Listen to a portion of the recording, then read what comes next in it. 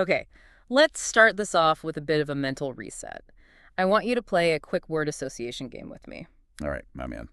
If I say Vincent van Gogh, what's the very first image that just, downloads into your brain? Oh, it's almost inevitable, isn't it? You picture those blazing yellows, the swirling, hypnotic blue skies, Flowers. sunflowers for sure. Or if you're thinking more about the man, you picture the tortured genius in Arles, right? The bandaged ear. Exactly. We see the color, we see the vibration, but, and here is where it gets really interesting. What if I told you that mental image is basically the end of the movie? hmm What if the real Vincent, or at least the version of himself he was arguably most proud of, was completely different? It is a massive pivot to make. To really understand Van Gogh, you have to strip away that entire legend. We have to go back to a man in his early 30s, living in the Netherlands, uh, failing at pretty much everything he touched. And painting in what? Painting not in bright yellows, but in these dark, muddy, heavy colors. So today, we are going on a deep dive into what Van Gogh himself called his first great masterpiece. Yeah. It's a painting called The Potato Eaters. And honestly, it's unlike anything you'd expect if you only know his greatest hits. It really is. And our mission here is to use this single painting finished in 1885 to understand the artist before the myth took over. Right. Because if you look closely at this muddy, dark image of peasants eating dinner, you find his entire philosophy, his whole take on dignity, labor, and what art is actually for. So let's unpack this. Before we can even appreciate the canvas, we have to understand the guy holding the brush. Because in 1885, Vincent isn't some young prodigy. Oh, not at all. Far from it. He's not some fresh-faced art school grad. He didn't even pick up a paintbrush seriously until he was 27. Before that, his life was just a hallway of closed doors. He tried to be an art dealer, failed. Tried to be a teacher, failed. He even tried to be a preacher, just like his father. And knowing Vincent, he didn't just try these things casually. He was intense about everything. But in the research for this deep dive, there was one detail from his childhood that I found absolutely haunting. I think I know what you're going to say. It creates this psychological backdrop that just explains so much. You're referring to the Shadow Brother. Yes. This blew my mind. So Vincent was born on March 30th, 1853, but exactly 1 year prior to the day, his parents had another son. Also named Vincent. Vincent Willem van Gogh. Exactly. And that first Vincent was stillborn. So can you imagine the psychology of this kid? It's unbelievable. Growing up every single Sunday on his way to church in Zundert, our Vincent had to walk past a gravestone with his own name carved into it. I mean, you can't really overstate the psychological impact of that. He grew up literally in the shadow of a dead brother who was, in his parents' eyes, perfect. Perfect, because he never had the chance to grow up and make mistakes. Exactly. It gave Vincent this deep, deep sense of displacement. It's like he was a replacement part. Precisely. He was withdrawn, painfully sensitive, and he just felt like he didn't quite belong in his own family. And it drove this need to justify his existence, to prove he was worth the space he was taking up on Earth. Talk about a heavy start. So he's searching for meaning. He feels like an outsider. And eventually, this search lands him in a mining district in Belgium called the Borinage. Right. And this is where things start to click for him, yeah. Not as an artist yet, but as a person. Correct. He went there as a lay preacher, but true to his nature, he took the teachings of Jesus literally and to the extreme. He looked at the miners living in absolute squalor and just decided he couldn't preach to them from a comfortable position. So what does he do? He gives away his clothes, gives away his furniture? He literally moved out of his boarding house to sleep on the straw floor of a hut just to be in solidarity with them. Wow. The locals actually called him the Christ of the coal mine, which is a powerful image, Vincent descending into the pit with them. But the church authorities, They hated it. they were horrified. They thought he was degrading the dignity of the priesthood by looking so ragged. They fired him for being too extreme. Which is just so ironic, fired for being too committed. But that failure was actually the catalyst. It was everything. Living in that darkness, surrounded by coal dust and exhaustion, he realized something profound. That the lives of the working poor had a gravity, a dignity, and a beauty that deserved to be seen. That is the moment the preacher died and the artist was born. He realized he couldn't save their souls, but he could capture their reality. That experience is the seed for the potato eaters. Okay, so Fast forward a bit. It's 1883. He moves to a village called Neuen, where his parents are living. This is where he decides to make his big statement. His masterpiece. But he doesn't just set up an easel in a field and paint from a distance like some kind of tourist. No, and this is what really distinguishes him from a lot of other artists of the time. There was this trend of peasant genre painting, but it was often wealthy artists kind of looking down at their subjects, almost like looking at animals in a zoo. Vincent wanted to immerse himself. He found a family, the de Groots, who were local farm workers. And he didn't just visit once. He practically moved in. The sources say he visited their cottage daily. And the prep work for this one painting is just wild. It is. He didn't just wing it. We're talking about dozens of drawings. Over 40 studies of peasant heads alone. Gordy. And he had a specific focus on Gordina de Groot, the young woman in the painting. He did at least 20 studies just of her face.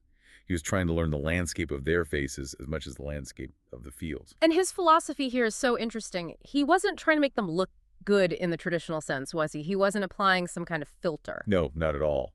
And he was very vocal about that in letters to his brother Theo. He rejected what he called conventional charm. He was looking at artists like Jean-Francois Millet, who painted rural life realistically. But the art buyers, the bourgeoisie, they wanted something else. They wanted clean, romanticized versions of peasant life. Happy farmers in sunny fields. Vincent wanted the grit. He wanted the mud. So let's actually look at the painting itself.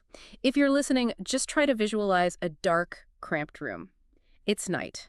The only light is coming from a single oil lamp hanging from the wooden ceiling. The palette is what strikes you first. It's dominated by these muddy grays, browns, and greens. Yeah. Vincent later said he wanted the colors to be like the color of a dirty potato, unpeeled. That is certainly evocative, but it fits the mood perfectly. Yeah. You've got 5 figures sitting around a square table.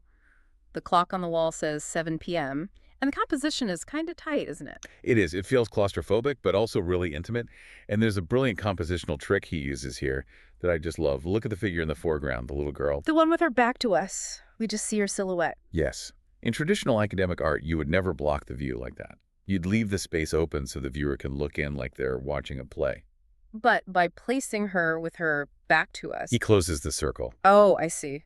It implies that we are the missing person at the table. Exactly. It breaks the fourth wall and forces intimacy. We aren't watching them from a safe distance. We're sitting right there, shoulder to shoulder with them. And speaking of sitting at the table, let's talk about the meal. It's not exactly a Thanksgiving feast. No, it is basic sustenance. A platter of steaming potatoes and chicory coffee. You can actually see the steam rising from the potatoes in the painting. And what's that in the background? The faint smoke from sausages hanging above the hearth. But the detail that Vincent was most obsessed with, and I think this is the key to the whole painting, it was the hands. These hands they're putting in the dish. Yes. He wrote to Theo about this. He said he wanted to show that the hands reaching for the potatoes are the very same hands that have tilled the earth. That connection is vital. He wasn't just painting a dinner, he was painting the result of labor. He wanted you, the viewer, to feel that the food on that table was earned through physical struggle. That is why the hands are so gnarled and bony. They look like the roots of the potatoes themselves. They really do. And the faces, too. They aren't pretty. Some critics at the time called them ugly or even animalistic. They have these low foreheads and protruding lips. The anatomy is definitely a bit wonky. It is. The heads are arguably too large for the bodies. The features are exaggerated. But Vincent wasn't trying to be a camera. He was trying to be emotionally true. He felt that if he painted them too smoothly, it would be a lie. So the roughness of the paint had to match the roughness of their lives. Exactly. And that leads perfectly into his technique. You mentioned the roughness of the paint. He wasn't using delicate little brush strokes here. No, this is a prime example of impasto. Right. Let's break that down for anyone who might have skipped Art History 101. Please do. So impasto describes paint that's applied so thickly that it actually stands off the canvas. Think of spreading cold butter on toast. You can see the ridges, the peaks, the height of it. Vincent described his own process as plowing the canvas. Plowing the canvas. That is such a perfect analogy. He's physically working the paint just like the peasants work the soil. Yes, he's fighting with the material. It creates this texture that absorbs light, making the whole scene feel heavy and earthy. But, and here's where the nuance comes in, it isn't just about misery. There is a deep spirituality here, too. Right, because even though he had been kicked out of the church and felt betrayed by organized religion, he hadn't stopped being religious. Not at all. His faith had shifted. He stopped looking for God in the pulpit and started finding God in the soil and in the community. If you look at that table, it acts almost like an altar. And the sharing of the food is a sacrament of honest labor. Precisely. And there's that detail around Gordina, the young woman we mentioned earlier. The steam from the potatoes creates this faint effect around her face. It looks a bit like a halo, doesn't it? It's subtle, but it looks remarkably like a halo. And notice her gaze. She's looking up, possibly toward a religious print near the clock. It suggests a quiet, restrained spirituality. It's not loud or performative. It's a holiness found in the daily grind. It's beautiful. It's naturalism showing reality without a filter. But it's not cynical at all. It's deeply empathetic. Empathy is the key word. He wasn't looking down on them. He was looking at them eye to eye. Yeah. So Vincent finishes this labor of love he thinks is his masterpiece. He even makes a lithograph of it to send to his brother Theo in Paris to help promote it.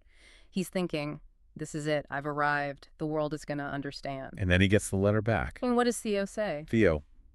Well, he was not impressed. And honestly, to understand why, we have to look at the context. Theo was in Paris. He was an art dealer in the center of the cultural universe. And what was happening in Paris in 1885? Impressionism. It was the explosion of light. Monet, Renoir, Pissarro.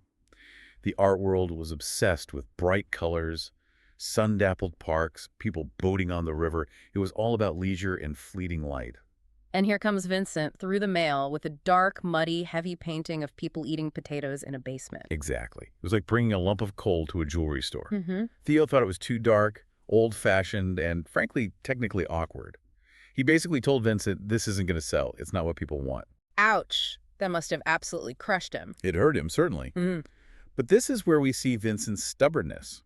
He defended it fiercely. He wrote back and essentially said that the polished art of Paris was a lie. I love this. He said that a painting of peasant life should smell of bacon, smoke, and potato steam. If it smells nice and perfumed, it's not real. If it smells nice, it's not real. He just stuck to his guns. But if we zoom out, it's so interesting to compare this to the work everyone knows. Like, compare the potato readers to the Starry Night. It's night and day. They feel like they were painted by two completely different people. They do, but they're actually bookends to his career. Yeah. One is earthy and heavy. It binds the figures to the soil. The other is cosmic, energetic, full of air. But, and this is critical, in both paintings, he's using color symbolically. How so? Because the colors are polar opposites. True, but the function of the color is the same. In the Potato Eaters, the muddy colors represent the connection to the earth. In Starry Night, the blues and yellows represent the infinite, the spiritual energy of the universe. So he's not painting what he sees with his eyes. He's painting what he feels with his soul, in both cases. So even though the style changed so drastically, from mud to swirling stars, the core mission stayed the same. He was always an expressionist, just using different languages. Precisely. The Potato Eaters established his identity. It proved that he was an artist rooted in the real lives of ordinary people. He never lost that empathy, even when his colors got brighter. It's tragic, though, that he considered Starry Night a failure, right? He did. He thought it was too abstract, too far removed from reality. But he always stood by the Potato Eaters. To him, that was the truest thing he ever made. So what does this all mean for us today? Why does a painting of people eating potatoes in 1885 still matter to someone listening in 2026? I think it matters because it captures something universal about the human condition.